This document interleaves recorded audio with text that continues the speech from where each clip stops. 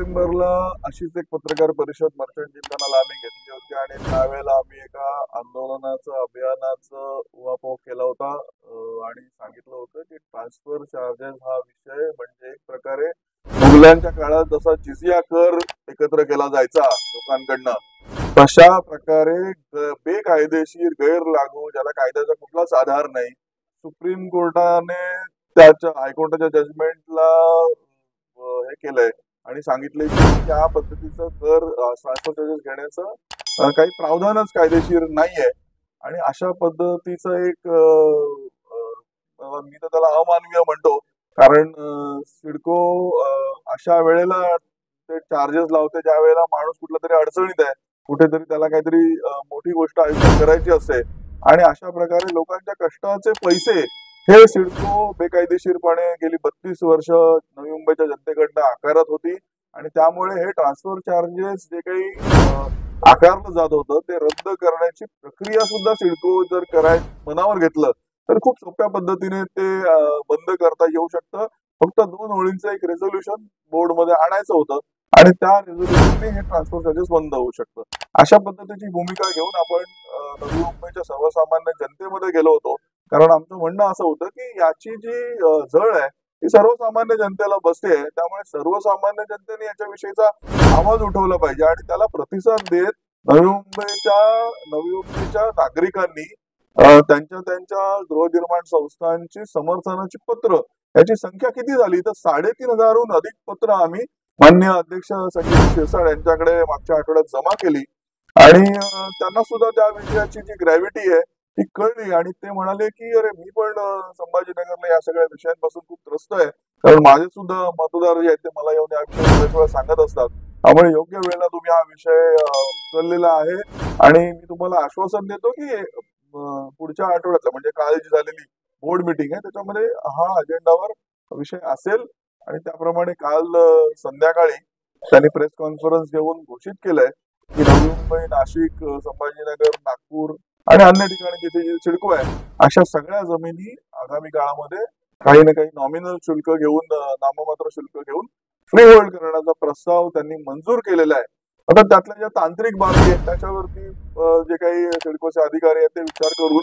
आज सुट्टी आहे त्यामुळे उद्या किंवा परवा ते बोर्ड रेझोल्युशन आपल्या हातात येईल अशी आम्हाला आशा आहे आम्ही खूप सकारात्मक आहोत कारण गेल्या महिनाभरात दोन्ही बाजूने म्हणजे जनतेकडूनही खूप चांगला प्रतिसाद या विषयाला मिळाला आणि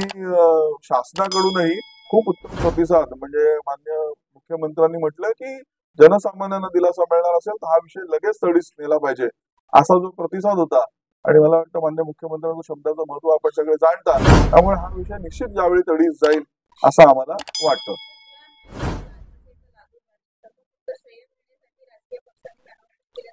काय आहे की एक काळ होता जेव्हा अशा प्रकारचे काही ना काहीतरी लोभ देऊन प्रलोभन देऊन निवडणुका जिंकता येत होत्या आताचा काळ बदललेला आहे आताचा मतदार हा खूप सुजाण आणि सुशिक्षित आणि समजदार झालेला आहे त्याचा बराचसा रोल हा सोशल मीडिया आणि या सगळ्या व्हॉट्सअपचा आहेच त्यामुळे आता कम्युनिकेशन हे खूप सोपं झालेलं आहे आणि मला वाटतं की जनसामान्य इतकं मूर्ख राहिलेलं नाही की असं काहीतरी छलावा करून काहीतरी कपट करून काहीतरी चुकीच्या गोष्टी सांगून तुम्ही आता मतदारांना प्रलोभित करू शकताय त्यामुळे हा जर फक्त इलेक्शन आणि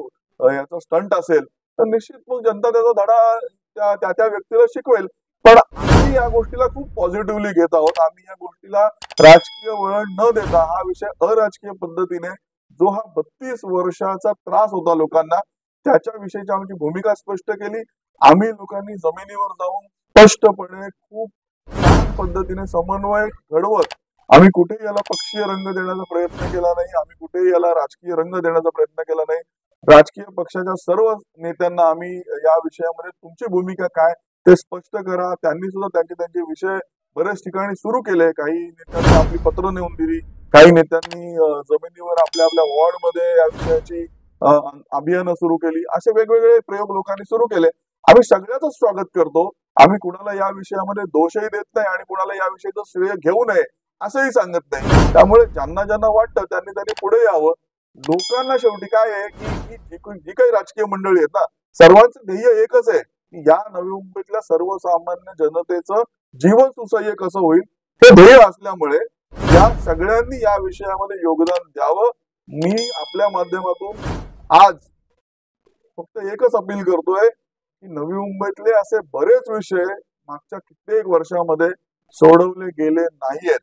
याच्यामध्ये दोष मी कोणाला देणार नाही, पण नवी मुंबईतले आज जे काही प्रशासन चालवणारे अधिकारी आहेत त्यांचं म्हणणं आहे की इथल्या जनतेला आरडाओरड करायला वेळ नाही, पत्रव्यवहार करायला वेळ नाही, निवेदन द्यायला वेळ नाही. ते त्यांच्या नोकरी धंद्यामध्ये संसारामध्ये इतके गुंतलेले आहेत की त्यांना काही सांगा ते गपगुमान करतात. याच्या पुढे नवी मुंबईमध्ये असं चालणार नाही. जे गैरलागू आहे, जे बेकायदेशीर आहे, ज्याच्यावर तुम्ही कायदेशीर प्रक्रिया करून त्याची पूर्तता करू शकणार नाही, अशा गोष्टी यापुढे नवी मुंबईत खपवून घेतल्या जाणार नाहीत. हा जनसामान्यांचा लढा जो आहे, जनसामान्यांचा आवाज जो आहे, तो निश्चित आम्ही वाढवण्याचा प्रयत्न करू.